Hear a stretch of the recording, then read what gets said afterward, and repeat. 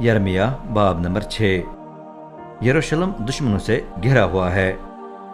ए बिन्यामीन की औलाद, यरूशलेम से निकलकर कहीं और पनाह लो। तकू में नरसिंगा फूंको। बैत करम में भागने का ऐसा इशारा खड़ा कर जो सबको नजर आए, क्योंकि शुमाल से आफत नाजिल हो रही है, सब कुछ धड़ाम से गिर जाएगा। सियोन बेटी कितनी मनमोहन और नाजुक है, लेकिन मैं उसे हलाक कर दूंगा और चरवाहे अपने रेवड़ों को लेकर उस पर टूट पड़ेंगे। वो अपने खीमों को उसके इर्द गिर्द लगा लेंगे और हर एक का रेवड़ चर चर कर अपना हिस्सा खा जाएगा। वो कहेंगे, आओ हम उससे लड़ने के लिए तैयार हो जाएं, आओ हम दोपहर के वक्त हमला करें। लेकिन अफसोस, दिन ढल रहा है और शाम के साये लंबे होते जा रहे हैं। कोई बात नहीं, रात के वक्त ही हम उस पर छापा मारेंगे, उसी वक्त हम उसके बुर्जों को गिरा देंगे। रब्बुल अफ़वाश फरमाता है, दरख्तों को काटो, मिट्टी के ढेरों से यरूशलेम का घेराव करो। शहर को सजा देनी है, क्योंकि उसमें जुल्म ही जुल्म पाया जाता है। जिस तरह कुएं से ताज़ा पानी निकलता रहता है, उसी तरह यरूशलेम की बदी भी ताज़ा ताज़ा उससे निकलती रहती है। जुल्म व तशद्दुद की आवाज़ें उसमें गूंजती रहती हैं। उसकी बीमार हालत और जख्म लगातार मेरे सामने रहते हैं। ए यरूशलेम, मेरी तरबियत को कबूल कर, वरना मैं तंग आकर तुझसे अपना मुंह फेर लूंगा। मैं तुझे तबाह कर दूंगा और तू गैर आबाद हो जाएगा। रब्बुल अफ़वाश फरमाता है, जिस तरह अंगूर चनने के बाद गरीब लोग तमाम बचा कच्चा फल तोड़ लेते हैं, उसी तरह इसराइल का बचा कच्चा हिस्सा भी एहतियात से तोड़ लिया जाएगा। चुनने वाले की तरह दोबारा अपने हाथ को अंगूर की शाखों पर से गुजरने दे। ए रब, मैं किससे बात करूं, किसको आगाह करूं, कौन सुनेगा?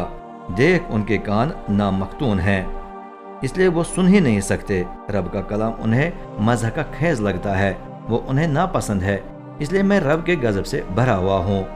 मैं उसे बर्दाश्त करते करते इतना थक गया हूँ कि उसे मजीद नहीं रोक सकता। उसे गलियों में खेलने वाले बच्चों और जमाशुदा नौजवानों पर नाजिल कर, क्योंकि सबको गिरफ्तार किया जाएगा, ख्वाह आदमी हो या औरत, बुजुर्ग हो या उम्र रसीदा। उनके घरों को खेतों और बीवियों समेत दूसरों के हवाले किया जाएगा, क्योंकि मैं अपना हाथ मुल्क के बाशिंदों के खिलाफ बढ़ाऊंगा। ये रब का फरमान है। छोटे से लेकर बड़े तक सब गलत नफा के पीछे पड़े हैं। नबी से लेकर इमाम तक सब धोखेबाज हैं। वो मेरी कौम के जख्म पर आर्जी मरहम पट्टी लगाकर कहते हैं, अब सब कुछ ठीक हो गया है, अब सलामती का दौर आ गया है, हालांकि सलामती है ही नहीं। ऐसा घिनौना रवैया उनके लिए शर्म का बायस होना चाहिए, लेकिन वो शर्म नहीं करते, बल्कि सरासर बेशर्म हैं। इसलिए जब सब कुछ गिर जाएगा तो ये लोग भी गिर जाएंगे। जब मैं इन पर सजा नाजिल करूंगा तो ये ठोकर खाकर खाक में मिल जाएंगे। ये रब का फरमान है। सही रास्ते की तलाश में रहो। रब फरमाता है, रास्तों के पास खड़े होकर उनका मुआयना करो, कदीम राहों की तफ्तीश करके पता करो कि उनमें से कौन सी अच्छी है, फिर उस पर चलो, तब तुम्हारी जान को सुकून मिलेगा। लेकिन अफसोस, तुम इनकार करके कहते हो, नहीं, हम ये राह इख्तियार नहीं करेंगे। देखो, मैंने तुम पर पहरेदार मुकर्रर किए और कहा, जब नरसिंगा फूंका जाएगा तो ध्यान दो, लेकिन तुमने इनकार किया, नहीं, हम तवज्जो नहीं देंगे। चनाचे ए कौमो सुनो, ए जमात जान ले कि उनके साथ क्या कुछ किया जाएगा। ए ज़मीन ध्यान दे कि मैं इस कौम पर क्या आफत नाजिल करूंगा, और ये उनके अपने मंसूबों का फल होगा, क्योंकि उन्होंने मेरी बातों पर तवज्जो न दी, बल्कि मेरी शरीयत को रद्द कर दिया। मुझे सिबा के बखूर या दूर दराज ममालिक के कीमती मसालों की क्या परवाह। तुम्हारी बसम होने वाली कुर्बानियाँ मुझे पसंद नहीं, तुम्हारी ज़बा की कुर्बानी से मैं लुत्फ अंदोज नहीं होता। रब फरमाता है, मैं इस कौम के रास्ते में ऐसी रुकावटें खड़ी कर दूंगा जिनसे बाप और बेटा ठोकर खाकर गिर जाएंगे, पड़ोसी और दोस्त मिलकर हलाक हो जाएंगे। शिमाल से दुश्मन का हमला। रब फरमाता है, शुमाली मुल्क से फौज आ रही है, दुनिया की इंतहा से एक अजीम कौम को जगाया जा रहा है। उसके जालिम और बेरहम फौजी कमान और शमशेर से मुसल्लह हैं। सुनो उनका शोर, मुतलातिम समंदर की सी आवाज सुनाई दे रही है। ऐ सियोन बेटी, वो घोड़ों पर सफ आरा होकर तुझ पर हमला करने आ रहे हैं। उनके बारे में इतला पाकर हमारे हाथ हिम्मत हार गए हैं, हम पर खौफ तारी हो गया है, हमें दर्द ज़ह में मुब्तला औरत का सा दर्द हो रहा है।